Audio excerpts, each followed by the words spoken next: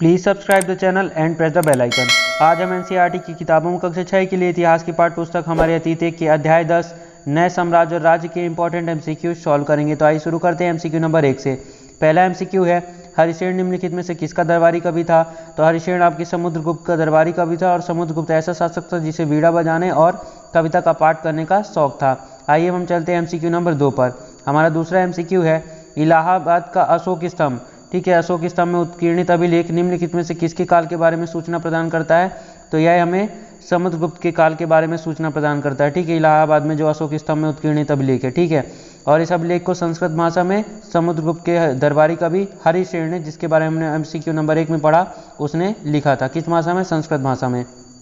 आइए हम चलते हैं एमसीक्यू नंबर 3 पर। हमारा तीसरा एमसीक्यू है, हरिशेन द्वारा वर्णित विभिन्न प्रकार के राजाओं और उनके प्रति समुद्रगुप्त की नीतियों के संदर्भ में निम्नलिखित कथनों में से कौन सा कथन सही नहीं है?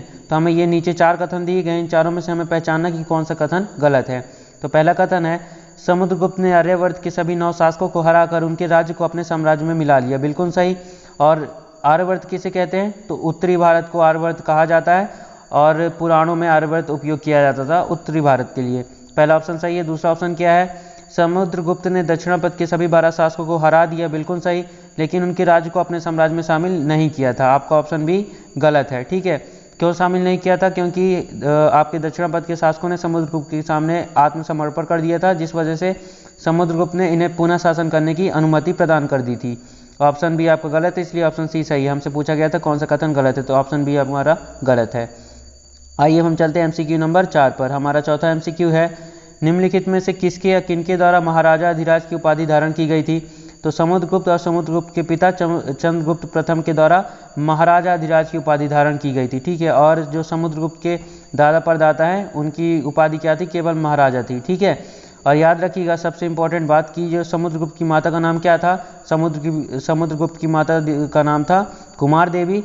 और कौन से गढ़ से वे संबंधित थी? लिच्छवीगढ़ से संबंधित थी। ठीक है, कुमार देवी समुद्रगुप्त की माता का नाम लिच्छवीगढ़ से संबंधित थी। आइए अब हम चलते हैं एमसीक्यू नंबर 5 पर। पांचवा एमसीक्यू है, शक विजेता निम्नलिखित में से किसे कहा जाता है? तो शक विजेता कहा जाता है चंद्रगुप्त द्वितीय को। चंद्रगुप्त द्वितीय जो थे उन्होंने सैन्य अभियान चलाया था और शक के शासक, शक का अंतिम शासक कौन था?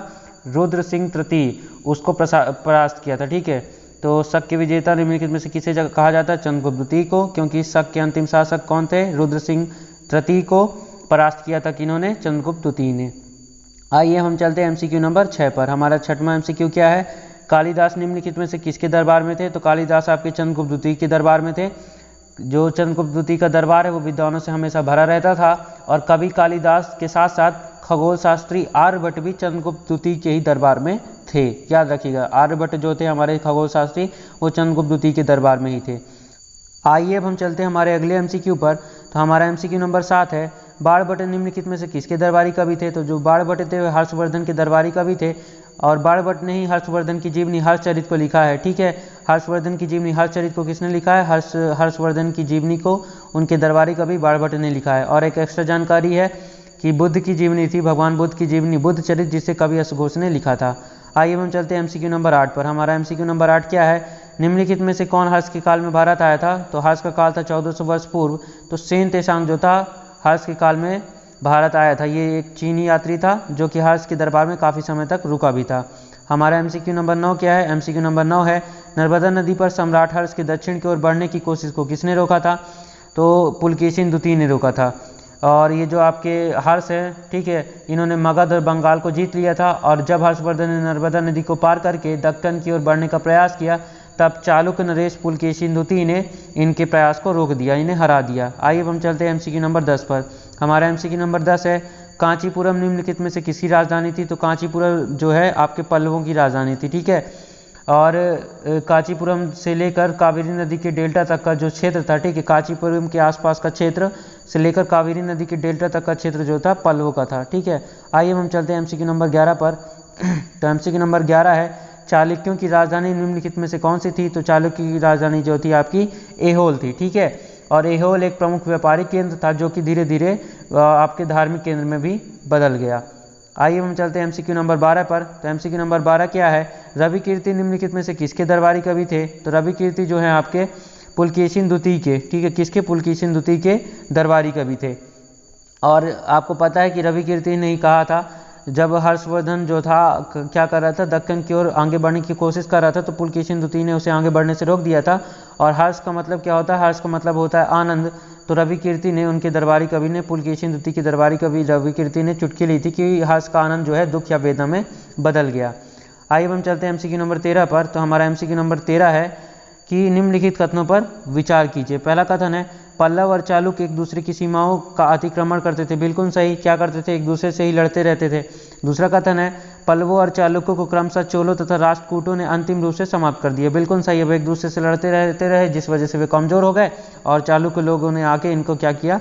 कमजोर कर दिया और इन्हें समाप्त कर दिया। तो आपके दोनों कथन सही है। ऑप्शन सी सही होगा, 1 और 2 दोनों। आइए हम चलते हैं MCQ नंबर 14 पर। हमारा MCQ नंबर 14 है, दक्षिण भारत में पूर्व मध्यकालीन प्रशासन के संदर्भ में निम्नलिखित कथनों पर विचार कीजिए। पहला कथन है, कुछ महत्वपूर्ण प्रशासकीय पद अनुवांशिक होते थे। बिल्कुल सही। अनुवांशिक मतलब पहले पिता फिर पिता का पुत्र उसी पद पर होता था। जैसे आपका हरिसेन था, समुद्रगुप्त का दरबारी कवि था, उसे बहुत सारी उपाधियाँ प्राप्ति। कौन कौन सी? वो मंत्री भी था, दरबारी कवि भी था और महानायक भी था, महादंड नायक। महादंड नायक मतलब आज का जो प्रेजेंट में होता है जज। पहला ऑप्शन सही है। दूसरा ऑप्शन क्या है? दूसरा है, प्रशासन की प्राथमिक इकाई नगर होते थे। तो ये दूसरा आपका गलत है, क्योंकि प्रशासन की प्राथमिक इकाई नगर नहीं होते थे। प्रशासन की प्राथमिक इकाई जो है आपके गांव होते थे। तो आपका पहला सही है, दूसरा गलत है। तीसरा कथन क्या है? कभी कभी एक ही व्यक्ति कई पदों पर कार्य करता था। बिल्कुल सही। जैसे कि हरिसेन कई पदों पर कार्य कर रहे थे। तो पहला दूसरा सही है, सॉरी पहला और तीसरा सही है, दूसरा जो है आपका गलत है। तो आपका कौन सा ऑप्शन सही होगा? आपका ऑप्शन सी सही होगा, केवल 1 और 3। आइए हम चलते हैं MCQ नंबर 15 पर। हमारा 15वां MCQ है, पूर्व मध्यकालीन सामंतों के संदर्भ में निम्नलिखित कथनों पर विचार कीजिए।